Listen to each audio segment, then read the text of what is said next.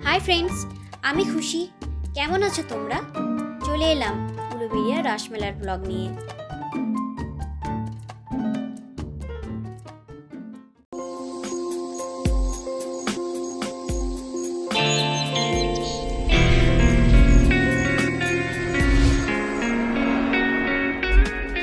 আমার বাড়ির nearest rail station হলো দাসনগর, আর দাসনগর টু উলুবেড়িয়া 11টি স্টেশন, আর ভাড়া 10 টাকা মাত্র। বাড়ি থেকে লাঞ্চ টাঞ্চ সেরে বেরালাম দুপুর 3টে, আর উলুবেড়িয়া পৌঁছালাম 4:30 নাগাদ।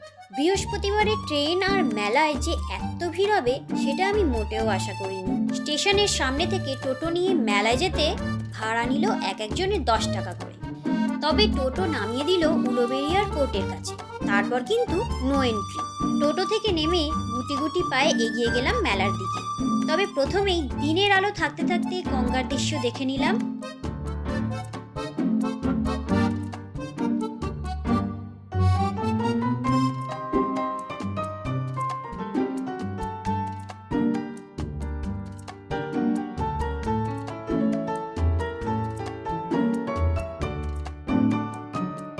ওইখানেই গাড়ি পার্কিং এর ব্যবস্থা আছে। তারপর একটু সন্ধে হতেই ঢুকলাম মেলায়। উলুবেড়িয়ার কালীবাড়ির সামনেই রাসের মডেলগুলোকে সাজানো হয়। এখানে পুরুষ ও মহিলাদের জন্য আলাদা লাইনের ব্যবস্থা আছে। প্রথমেই কালীবাড়ির দর্শনটা করে নেওয়া যাক।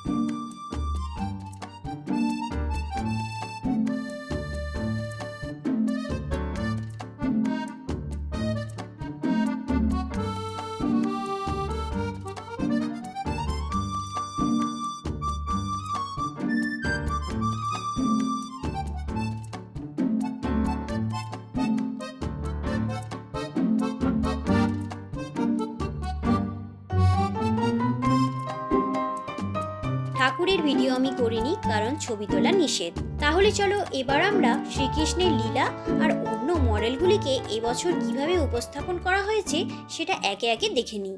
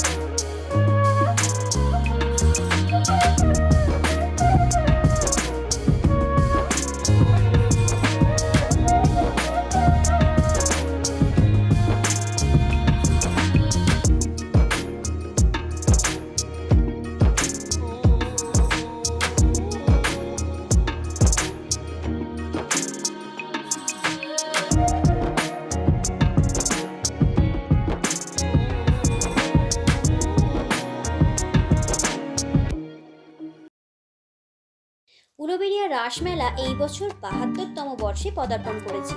মেলা উদ্বোধন হয়েছে ৯ই ডিসেম্বর। জিজ্ঞাসা করে জানতে পারলাম গোটা ডিসেম্বর মাসটাই চলবে মেলা, আর তারপরের ১৫ দিনের জন্য চলবে ভাঙা রাস। এবার দেখি মেলায় কি কি পাওয়া যাচ্ছে।